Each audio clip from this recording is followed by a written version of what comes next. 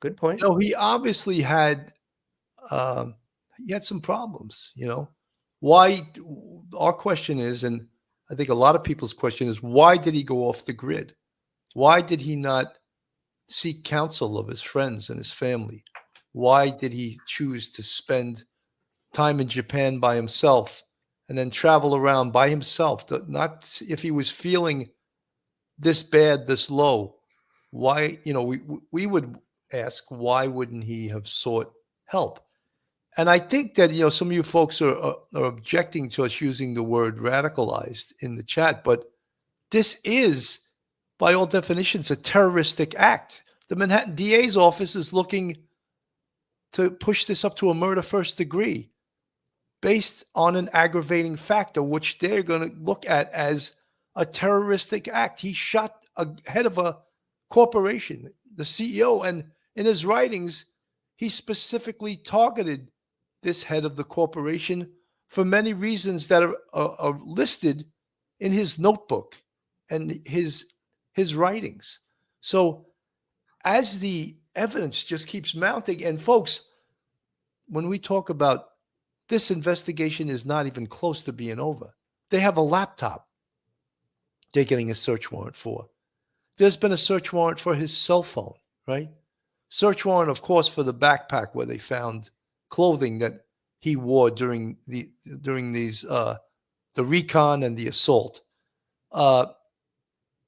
There's going to be search warrants for his financials. They're going to look. That's what, when this case gets to the district attorney's office, there's a lot of investigative checks that the district attorney will do apart from the police department, and they'll know exactly his every movement before and after this attack, which we're describing, or the Manhattan DA's office now is looking to kick up to a murder first degree based on a terroristic act. Mike. Yeah, and the sad part about it is I don't think it's a great idea to try to first degree murder. It's not going to matter at all. I think Alvin Bragg's looking for like a headline. But if it does come to pass, Luigi would have nobody to blame but himself, because if his writings are what and his thoughts that he's got on a laptop and maybe emails he sent and other things that we don't know about yet, he himself may be responsible for pushing this case to a first degree murder. And don't forget, if it's considered a terrorist act, the feds could get involved. And with the feds, you have the possibility of the death penalty, which you don't have in New York. So if that's how it ends up for Luigi, a couple of months, a year or two from now down the road, when all is said and done, he only has himself to blame for wanting the world to know. And I think that's what he really wanted. He wanted people to know. He didn't want anybody to think this is just a cold-blooded, I'm shooting this guy in the back who's totally unarmed, totally unaware. He's the father of two people. I'm just going to gun him down on a cold winter, morning in New York City.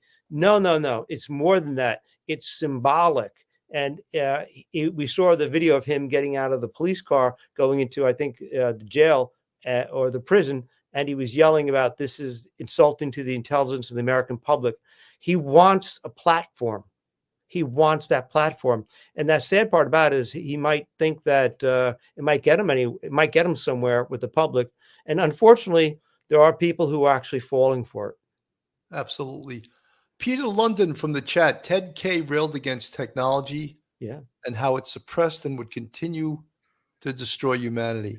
He was an influence on Luigi, no doubt. Yeah, I don't think there's any doubt he would. And could that be, and could the writings of Ted Kaczynski be what radicalized Luigi Mangione? I mean, that's a possibility. Look, he was a very smart man, or is a very smart man, but it sounds like something went awry. Something really went awry. And that's what we're looking at now. Let me go back to the News Nation report here. Or keep his mouth shut. What he did there is great damage to his upcoming case. There's still so many questions we still don't know the answers to. Notably, how did he know that Brian Thompson wasn't staying at the Hilton where the conference was being held. He was staying across the street at the luxurious Marriott instead. How did he know that? Also, surveillance video shortly before the murder, moments before the murder, shows Luigi Mangione allegedly walking down the street, talking on the phone.